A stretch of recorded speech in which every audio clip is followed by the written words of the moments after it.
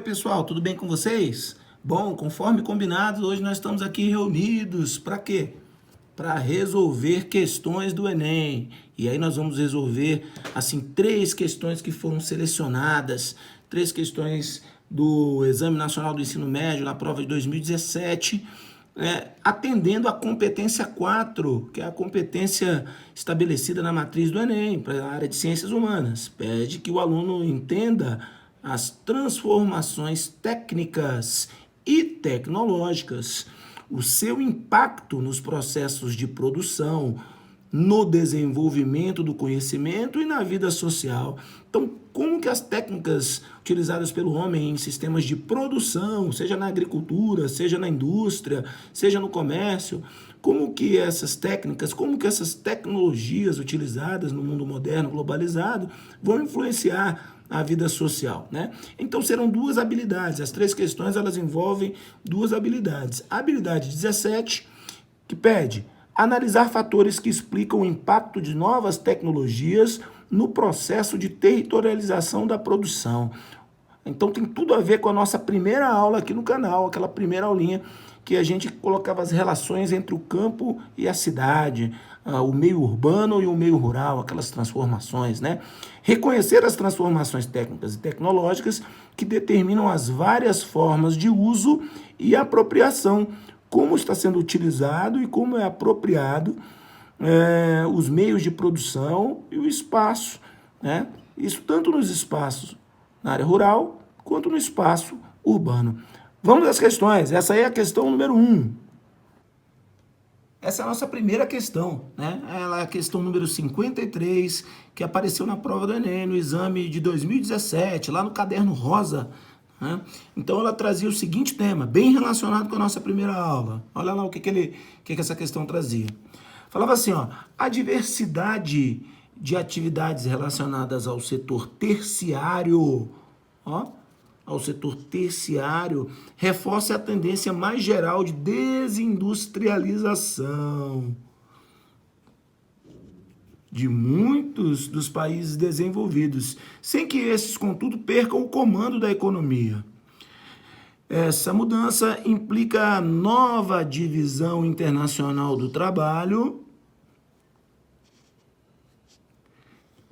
que não é mais apoiada na clara segmentação setorial das atividades econômicas, aquela divisão clássica dos 3 setores, né? Quem vai comandar? Então tá, legal. Aí tá assim, nesse contexto, o fenômeno descrito tem como um de seus resultados... Bom, o que foi tratado aqui, pessoal? Ele tá, lógico, está relacionando aqui a uma mudança no setor terciário. Na nossa aula a gente falou que com a urbanização vem um processo chamado de terciarização da economia, ou seja, o setor terciário ele incha aquele setor de comércio e serviços. Quando o comércio e serviços começa a inchar, né, a crescer, a ocupar a maior parte da população economicamente ativa, aí o que vai acontecer? Passa a rolar um processo de desindustrialização. É que a indústria, ela não é que ela perde a capacidade produtiva, é porque outras atividades ligadas ao setor terciário, com mais uso tecnológico, começam a crescer. E aí começa a movimentar a maior quantidade de capitais, né, a partir da cidade, né, de uma cidade que a gente viu lá na aula que domina o campo.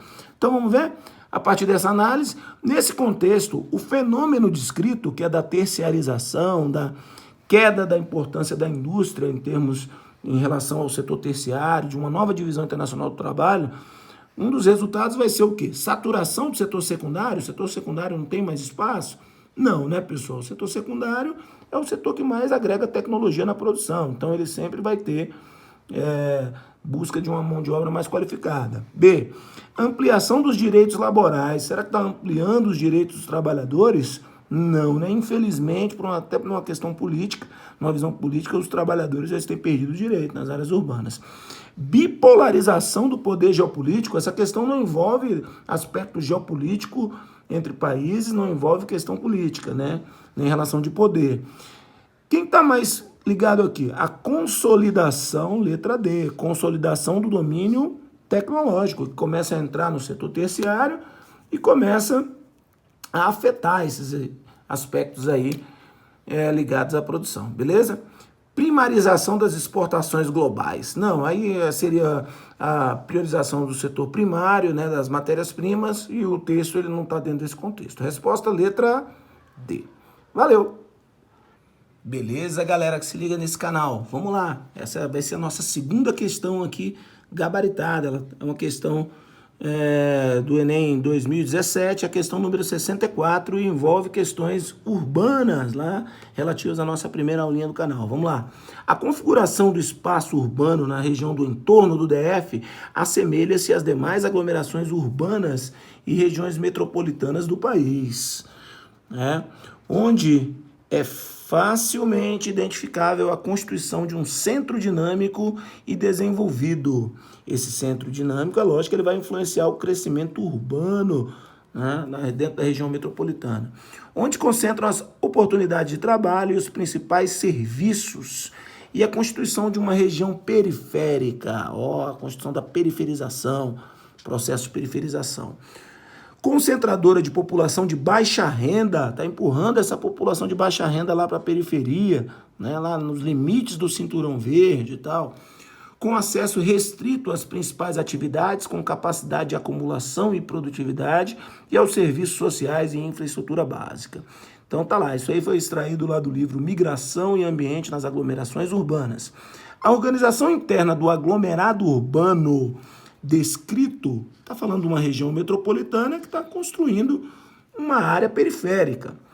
É resultado da ocorrência de um processo. Bom, seria o processo de periferização, mas não está aqui nas alternativas. Então vamos ver quem está. Expansão vertical, será que tem a ver com a verticalização? Não, né, gente? Tem mais a ver com o processo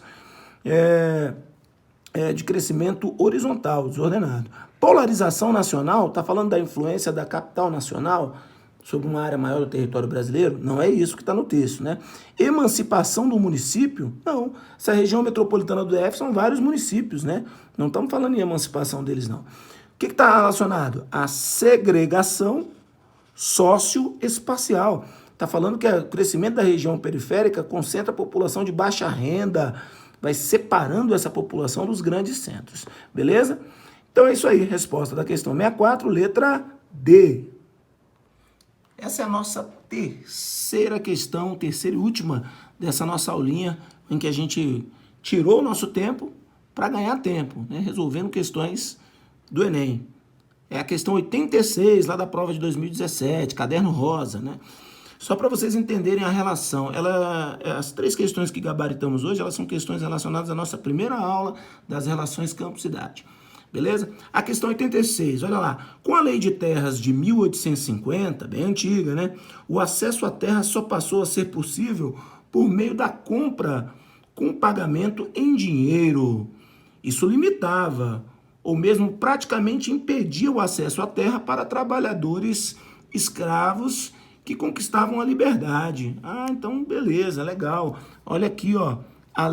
Ele trata a lei de terras de 1850, fala que só com o dinheiro, ou seja, os pequenos produtores que tivessem algumas reservas de capitais ali poderiam comprariam minifúndios. No entanto, aqui não fala, mas esse processo ele acabou distribuindo terras, né? Quando chega lá o período da expansão das fronteiras agrícolas, né? A marcha para o oeste, muitas famílias, né, com muito capital, famílias importantes da política nacional também herdaram muitas terras no interior do Brasil. E isso vai dar um problema que a gente tem até hoje, que é o problema da má distribuição de terras, né? Então tá lá no livro Agricultura Brasileira, Transformações Recentes, do professor Jurandir Rossi. O fato legal evidenciado no texto acentuou um processo. Que processo que é esse que foi acentuado no texto, hein? Reforma agrária? Será que está falando aqui na distribuição de terras, turma? Não, infelizmente não, né? Não é isso que está sendo tratado, não. Está falando da expansão mercantil?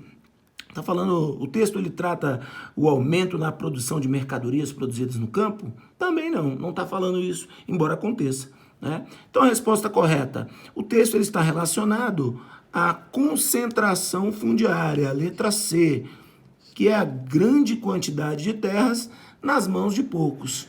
Desruralização da elite? Não, a elite ainda está no campo, ainda está no Brasil de hoje. As grandes famílias tradicionais controlam o campo.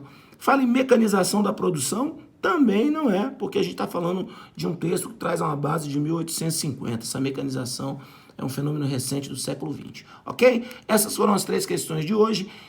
Espero que vocês tenham gostado dessa aula que trabalhou só com o exercício das relações campo-cidade. Tchau, pessoal, e até a próxima. Bons estudos!